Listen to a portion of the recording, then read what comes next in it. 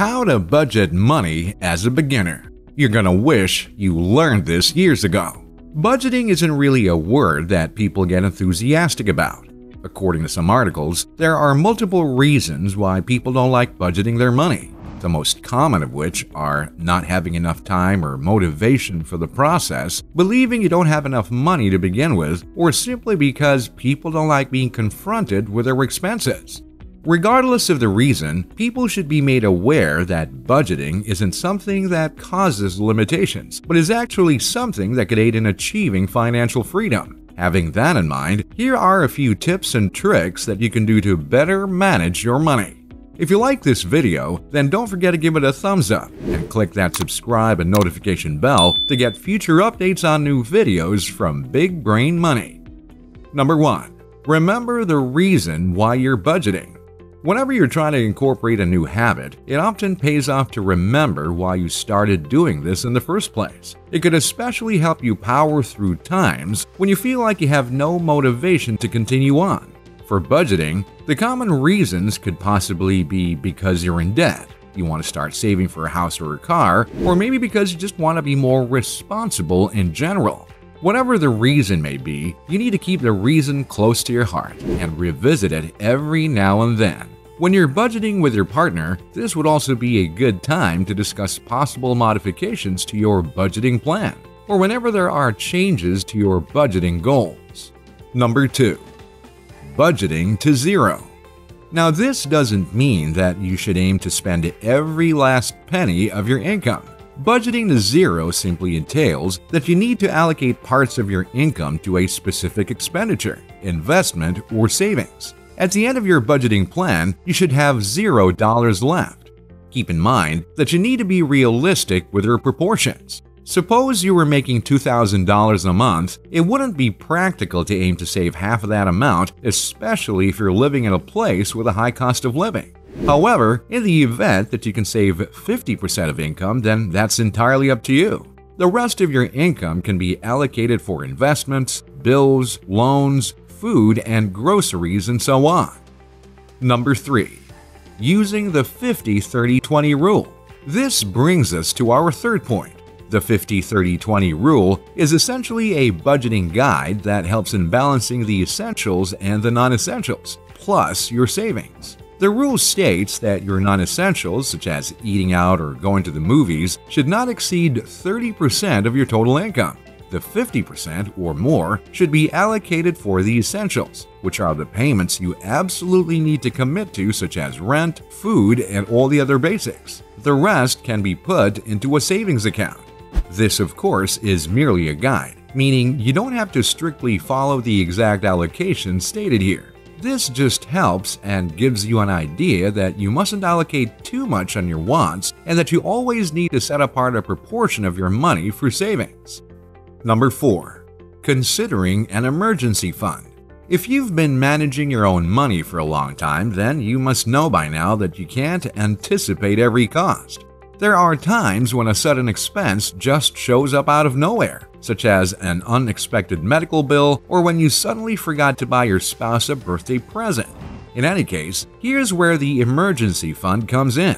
The emergency fund is where you get money to spend for these unexpected expenses. Take note that savings and an emergency fund are two different things. If you were to rely on your savings for these types of expenses, then you'd end up with no savings at all, which entirely defeats the purpose of saving money. The good thing about the emergency fund is that it doesn't happen on a monthly basis. This means that you can allocate a mere 5 to 10% of your monthly income for this.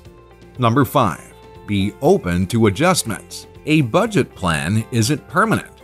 For those who are new to this, you might find that you've underestimated or even overestimated some of your monthly expenditures. When you've gone by a month following an initial budget plan, then you need to set time to review and revisit the plan. From this, you make the necessary adjustments, something that's more practical and easier to follow. The more you adjust, the more likely you'd follow your budget plan. Number 6. Make a plan before the month begins.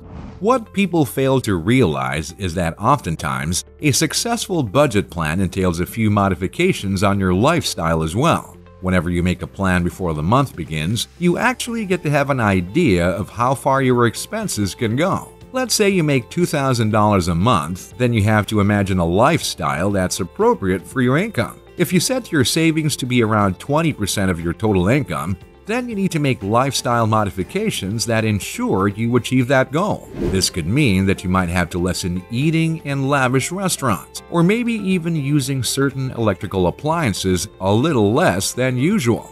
It's also important to remember that bills are often paid by month, which makes sense to plan your budget before the actual month begins and not during.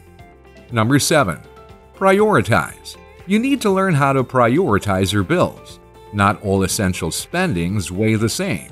Some take priority over others. It's your job to identify and sort through your essential payments and decide which receives the most priority and which receives the least. Once you've made your hierarchy, then you need to ensure that those at the top are those that are paid first, followed by the last in the hierarchy. In this way, you ensure that your absolute needs are paid and taken care of, and reduce the risk for unnecessary financial trouble and surprises. Number 8. Savings come first. If you ask any expert, they'd always say that the best way to save money is by setting it apart the moment you get it. So say you set aside money for all your essentials and emergency funds. The next thing to do is to decide where to split the remainder between your savings and your wants. Most people would have the notion that they have the freedom to spend the remainder on non-essentials and just save what's left, if there's even something left. To ensure that you have a significant amount every month, what you need to do is to set your savings apart first, then have the remainder for your non-essentials. This would help ensure that you consistently save money from month to month. Number 9. Consider a non-spend day. This is basically a day where you promise yourself not to spend on anything except for the essentials. That would help you minimize the cost that you incur every week, which could be money you could be saving or investing. That may sound like a bit too strict, but remember that a good amount of savings and a credible investment could help you attain financial freedom in the future. Number 10. Be kind to yourself. All these tips may sound a bit harsh or strict, especially if you're not the type who keeps track of their spending. When you make a budget plan, there would most definitely be times when you won't be able to stick to it, or you may even end up disregarding it altogether. During these times, you need to be nice to yourself and be more optimistic that you'd one day be able to adopt this kind of lifestyle. Remember that when you budget your money, you're primarily helping your future self. So don't think of it as a financial restriction, rather, a foolproof plan to achieve financial independence and freedom. Which of these pointers have you mastered, and which of them requires more discipline? Comment down below. It doesn't take a lot of gray matter energy to share the power through knowledge by hitting that like button. Subscribe if you haven't already done so, ring the notification bell, and share this video with a dear friend. For more power to the people, watch these other videos from Big Brain Money.